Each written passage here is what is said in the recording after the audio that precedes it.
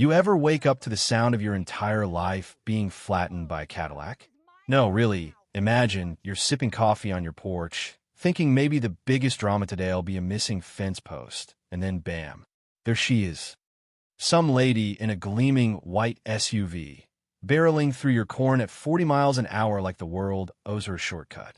Now, folks love to joke online, just get a shotgun, old man. Yeah, right. I didn't need a shotgun. I had patience, paperwork, and, well, a little something extra under the dirt. But we'll get to that. You might not believe it, but before all this, my farm was the quietest place in all of Nebraska. Cattle grazing, wind rolling through corn that looked gold in the sunrise.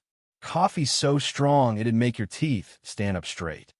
The kind of quiet you have to earn, acre by acre, splinter by splinter, fixing fences in the dead cold. It was a reward, that peace, not a gift, and you'd better believe I guarded it. Then, out of nowhere, one morning at 7:12 on the dot, this peace gets bulldozed. I'm standing on my porch, mug in hand, watching dew catch the light, and over the ridge comes this white Escalade, not on the road, but carving its own diagonal straight through my field. Tires spinning up mud, engine humming like she's late to a beauty pageant. And as she passes, she gives me this little wave, like I'm the parade and she's the mayor. You can probably picture her. Blonde hair bobbing, sunglasses that cost more than my month's groceries, and not a care for what she's plowing under her wheels.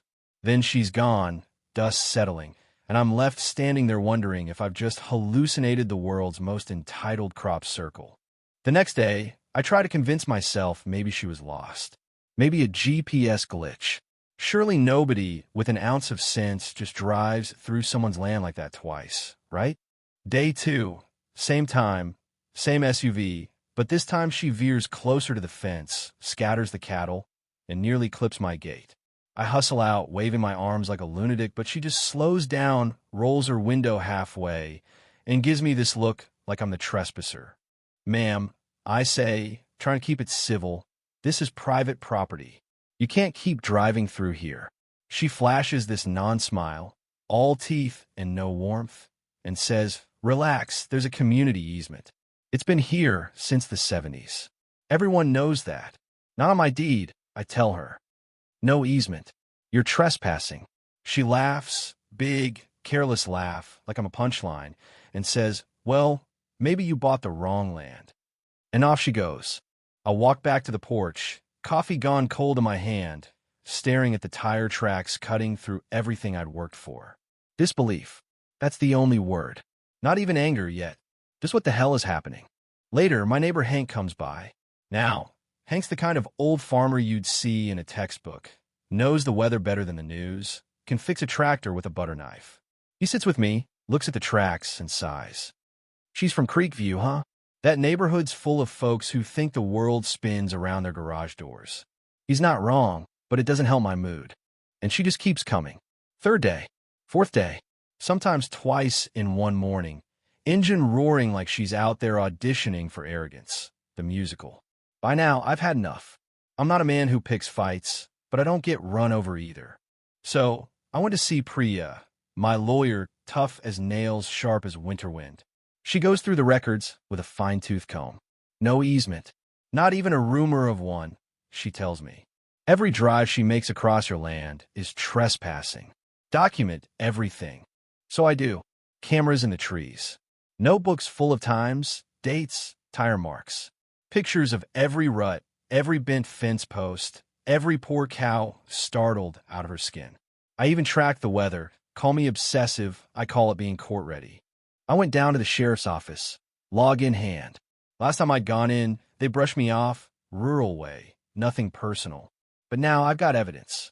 Meanwhile, Karen, let's just call her that, gets bolder.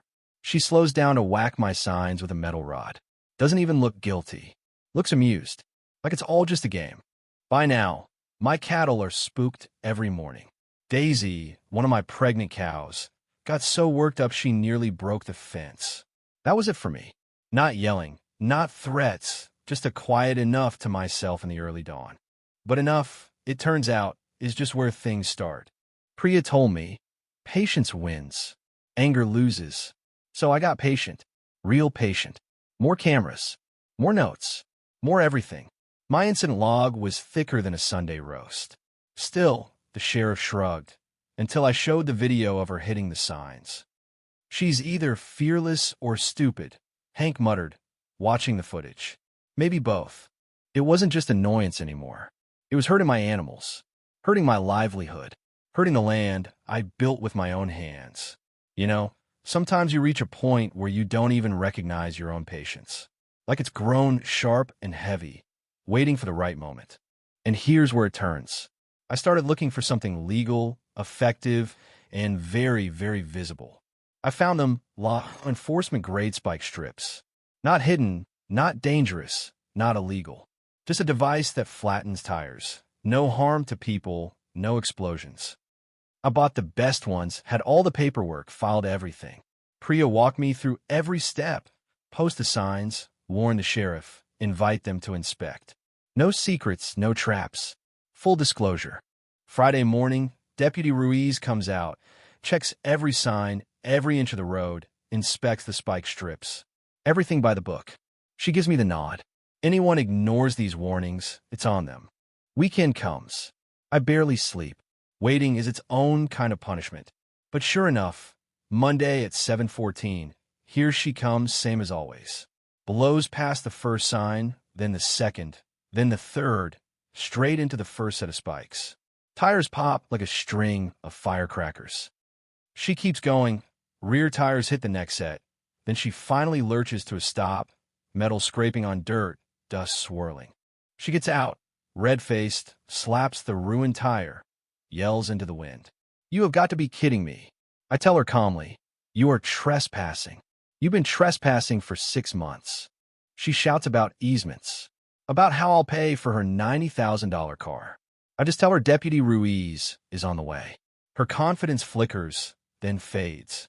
She points her phone at me, starts filming, screaming about being held hostage. I speak right in her camera. "My name is Nate. This is my land. There's signs every 50 feet. Law enforcement notified." She realizes it isn't working and calls her lawyer. When Ruiz arrives, Karen puts on the full show, tears, accusations, the works. But the deputy is calm. "You're being cited for criminal trespassing. The car is your problem." Right on cue, the tow truck rolls up. For flat tires, big bill, car declined twice.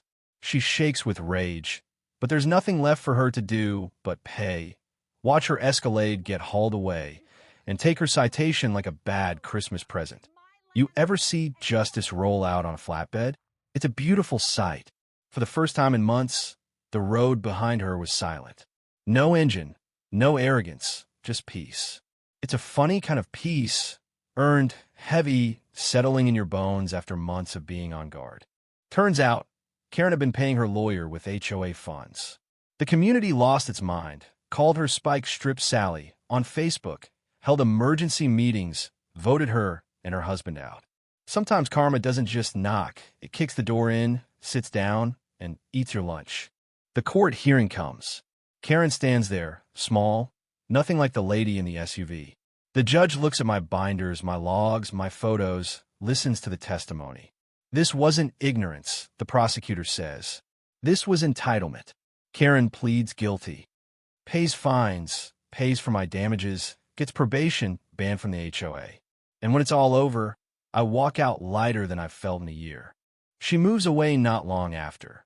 Neighborhood gossip says she and her husband split up, each blaming the other for the disaster. Their names vanish from the county before the grass even grows back over the spike strip holes. I sit on my porch, Daisy and her new calf out in the field. Wind in the corn, nothing but peace. No more honking. No more headlights across the field before sunrise. Just quiet. Hard-earned, honest-to-God quiet. Sometimes I walk down to where it all started, hand on the gate, and think about how easy it would have been to lose myself to anger. But that's not what won the day. What won was patience, proof, and refusing to stoop to her level. My dad used to say, the strongest man isn't the one who hits first. It's the one who knows when not to. People like Karen don't break because of spike strips or citations. They break because eventually the world stops letting them get away with it. When you draw a line in the dirt and stand by it, You give other people permission to do the same. So here's what I want to ask you. Have you ever had to stand your ground against someone who thought the rules didn't apply to them? Did you hold the line? Or did you give in? Share your story down below. Tell me, where do you draw the line between patience and action? And if you're ever in doubt, just remember, sometimes the slow, steady way is the only way justice gets done.